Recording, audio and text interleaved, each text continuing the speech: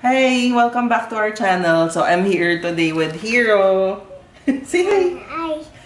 So, today gagawa tayo ng flan con queso. So, ano daw to eh? Baka mag-trending. Hindi ba sure? Nabasa ko lang siya sa isang article na parang masarap nga daw siya. So, ginugol ko. Tapos parang puro mga Mexican. Hindi Mexican. Puro Spanish yung mga nagsasalita dun sa mga video, ganyan. So, naisip kong itry. So, mukha lang siyang leche flan with cream cheese. So, try natin, tapos check natin kung masarap talaga. Let's go!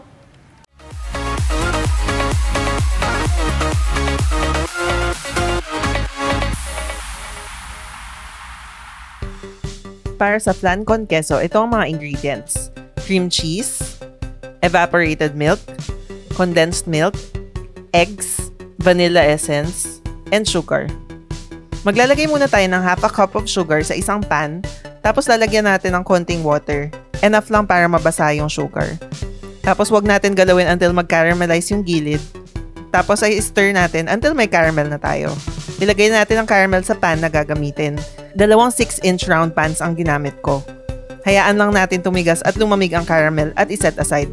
Parang sa leche flan lang ang step na to.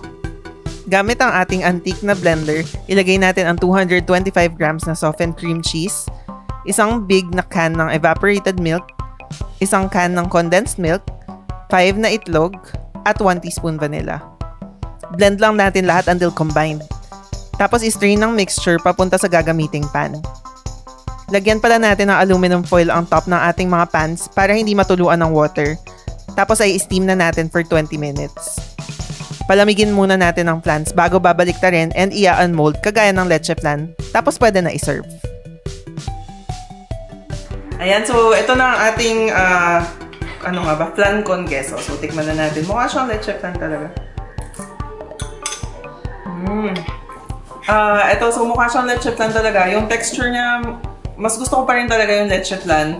Kasi parang yung leche flan very dense, siksik, tsaka sobrang tamis. Ito naman, mas savory ng konti. Gusto kasi kasama ni Hero. Okay, gusto kasi ito ni Hero. Oh, you want to try? Go!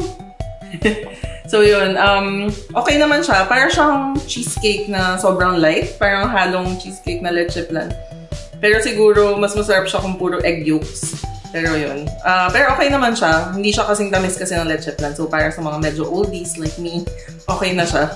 So, sana nagustuhan niyo yung video and sana let me know kung itatry niyo yung recipe or na-try niyo na.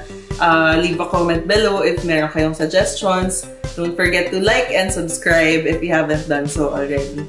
Thank you for watching. See you sa next na video. Bye! Say bye! Bye! Bye!